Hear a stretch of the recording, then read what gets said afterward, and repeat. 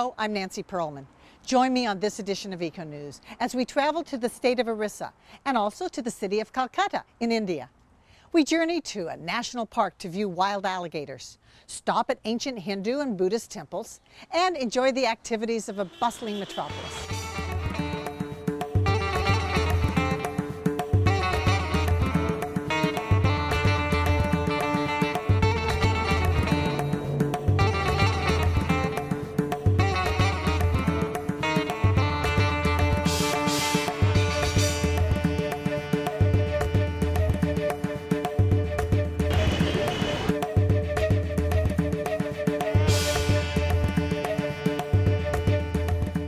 The famous city of Kolkata in India is the focus of our journey to this part of Asia. It is the capital of the Indian state of West Bengal and former capital of the country from 1773 to 1911. The varied and kaleidoscopic spectacle of aging cars, trucks, buses, taxis, horse-drawn surreys, bullock wagons, and rickshaws can seem overwhelming. The bustling city life of India's third most populous metropolitan area, with 11 million people, makes it the principal commercial center of East India and the 13th most populous urban area in the world. Kolkata is named for the goddess Kali. A sightseeing excursion for both locals and tourists is the majestic Victoria Memorial. The 1920s museum galleries have over 3,500 exhibits. The green space surrounding the museum is called the Maiden. These grounds are a popular place for families to rest and picnic.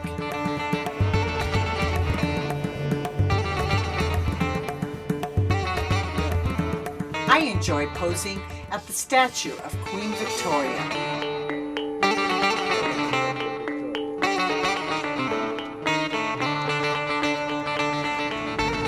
There she is, Queen Victoria. We are so pleased that our hosts, Kunu and Rashmi Mishra, have brought us to this lovely site.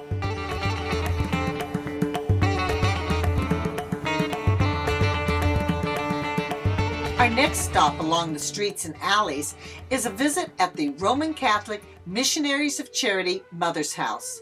Here, Nobel Peace Prize laureate Mother Theresa lived and worked, helping India's poor, sick, orphaned, and dying. One room now houses her tomb, along with panels that chart her amazing and generous life. Over 4,500 sisters of her order are active in 133 countries. For thousands of years throughout India, the swastika is a symbol of good luck.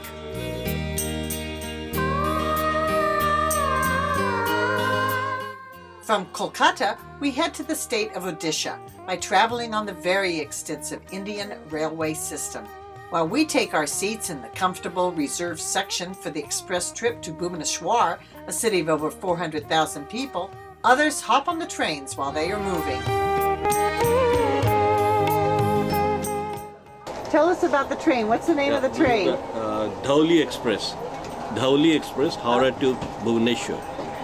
And how long a trip is it going to be? It's about 6 hours from here to Cuttack.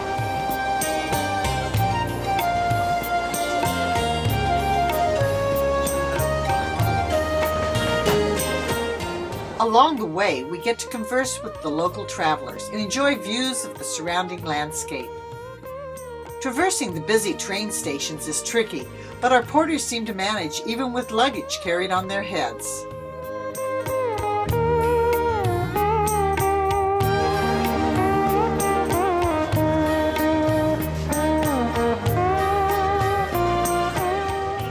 Then in the streets, we have to move around the sacred cows.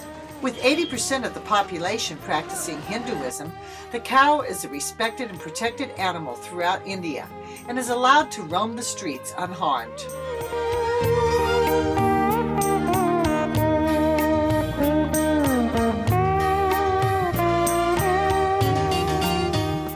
Our hosts, the Mohapatra family, greet us at their home. They provide us a delicious home-cooked meal of rice curry, dal, sweets, and many other dishes. The traditional food is eaten without cutlery, but there are actually techniques to eating with the hands, such as scooping the food on flat bread. And we also enjoy their many mementos.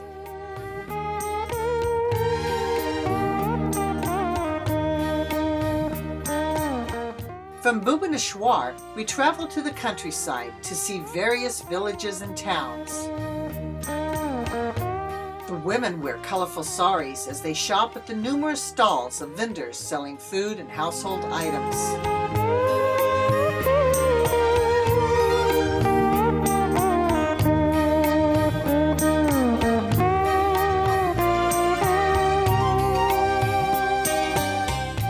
On our way to see the flora and fauna in the state of Odisha, we stop at a way station to take a break and get some tea and a snack.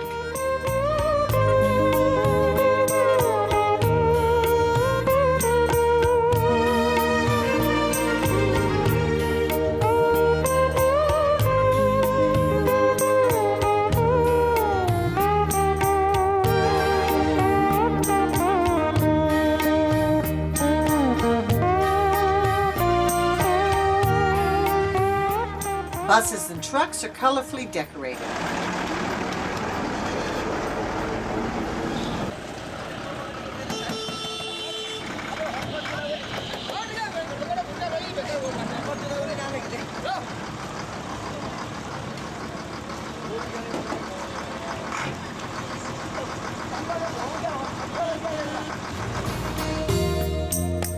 Just on the other side of the street from our way station rest stop are village fields.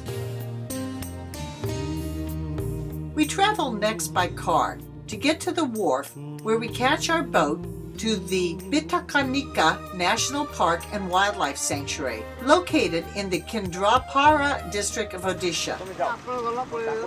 Now we are in front of river Brahmani. And a little ahead, that jetty is visible from here. By the side of that jetty you will find the excavated canal that joins at the other end with the Bay of Bengal. And it will lead you to Dangmal. On the either side, you enjoy different types, large crocodiles.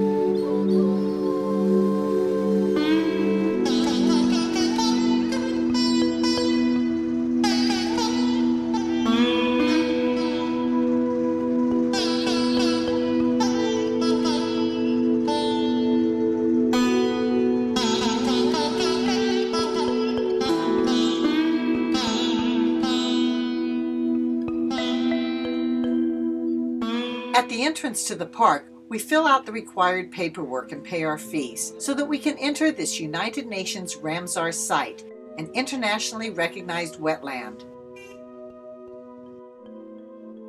In the interior, as we travel to our accommodations, we get fantastic close-up shots of crocodiles and birds. This hotspot of biodiversity is home to the largest population of giant saltwater crocodile and is a breeding ground for these animals, including the rare partially white crocodiles. The spectacular wildlife, birds, and vegetation make this park one of the most amazing wildlife sanctuaries in India.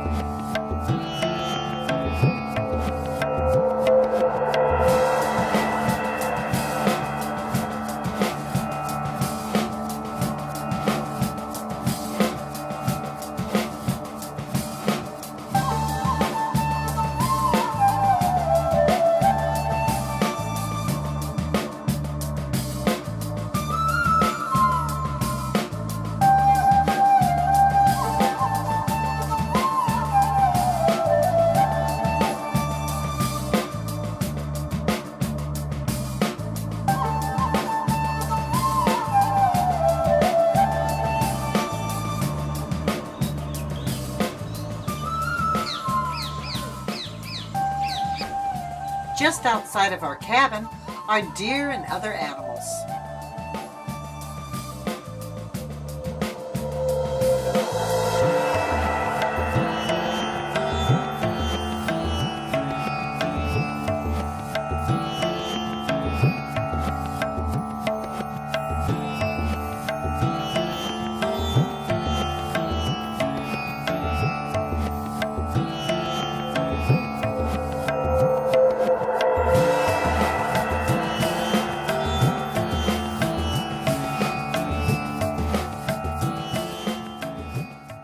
The Saltwater Crocodile Research and Conservation Center was established in the sanctuary with the purpose of quickly multiplying the population to save the endangered crocodile. Eggs laid here are collected for safe hatchery incubation. Then the young are reared and the juveniles released back into the wild.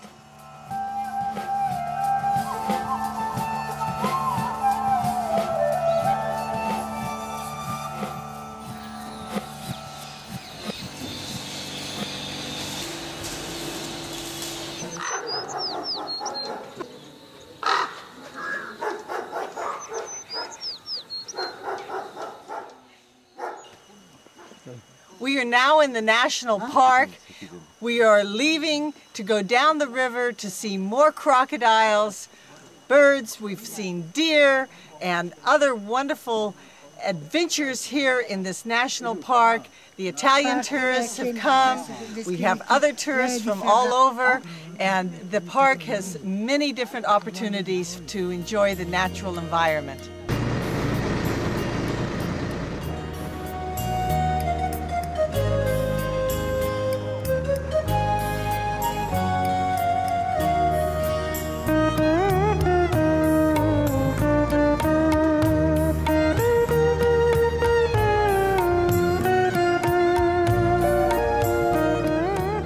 Encompassing an area within a mangrove forest, Bhitarkanika National Park and Wildlife Sanctuary is the second largest viable mangrove ecosystem in India, with many different species of mangrove. We are on our way to the Baga Gahan Heron Rookery.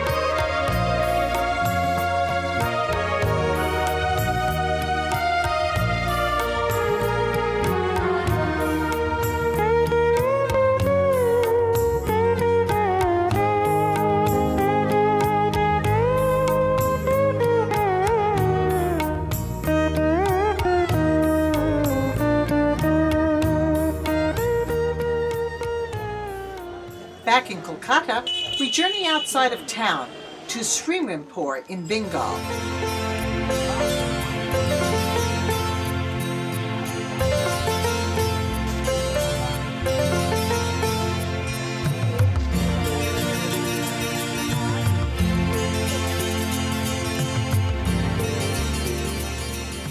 Here we visit the ashram of Sri Swami Yukteswar Giri Smriti Mandir, who is the guru of Paramahansa Yogananda.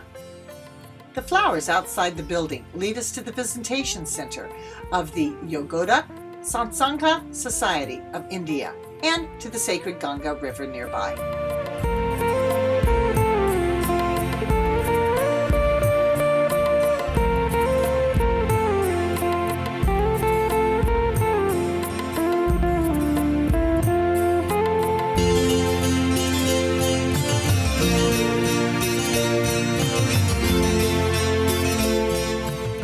Back at our host's home, we have another delicious home-cooked meal, this time prepared by Rashmi.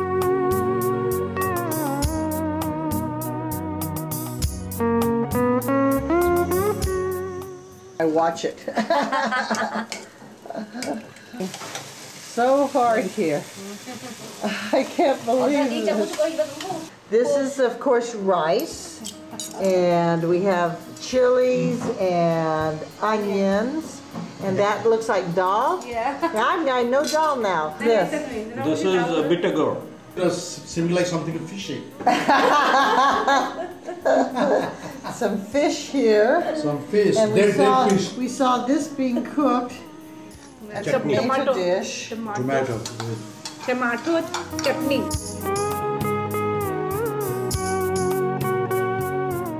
And Nancy, this is my small quarter, my flat, my own flat. This is these are my gurus. This is Maharshi Raman. They are my gurus. They are my God. Oh. I believe them. I have faith on them. I've completely surrendered myself to them. This is Shirdi Sai again, the statue. Sunny Maharaj, very auspicious, very dangerous. And you know this, my master, Yogananda. You must be knowing, no? Tarini and this Lord Jagannath. This is my painting. You didn't do that, Yeah, did you? yeah. You're kidding me. Yeah. You painted that? This thing I painted. The bird I bought from the market, and the painting is done by me.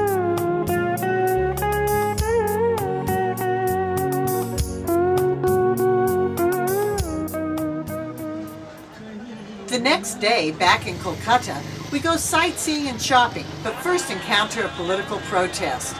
Business and sales keep going regardless. The streets are packed with food, handicrafts, and other souvenir items. We go shopping for a new outfit. Along with saris are salwar and kameez, which are colorful outfits that many women wear. One of the oldest and comprehensive museums in India is the National Indian Museum in a charming colonial building. Unfortunately, cameras are not allowed inside. We've just visited a most incredible national museum, and then we've gone to the Golden Spoon, a very favorite place to eat some delicious food. Every moment, every minute is a surprise because they take me to new places and give me new experiences every minute of the day. This is a very exciting trip, and we are going to go for another adventure now.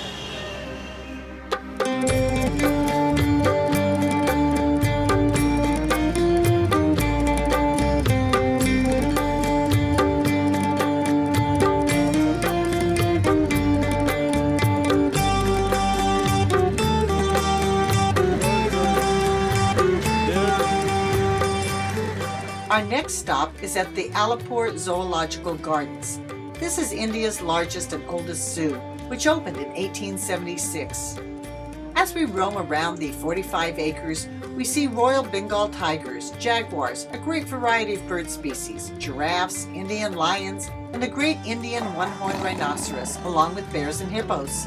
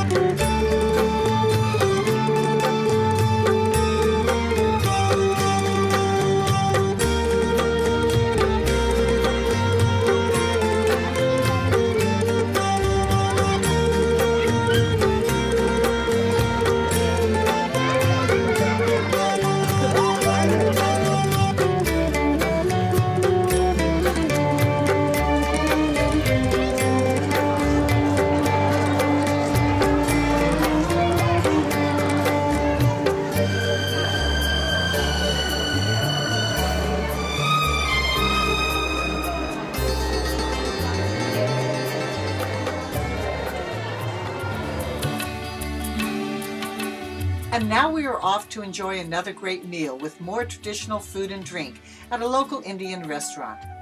From goat meat to soups and lots of condiments with chutney, we have a delicious feast.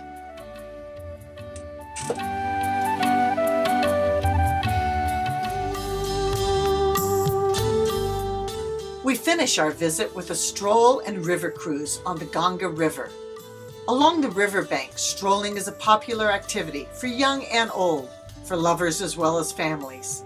Walking aimlessly gives one a chance to watch the life around you, pick up snacks, enjoy the lovely city parks, and watch the boats.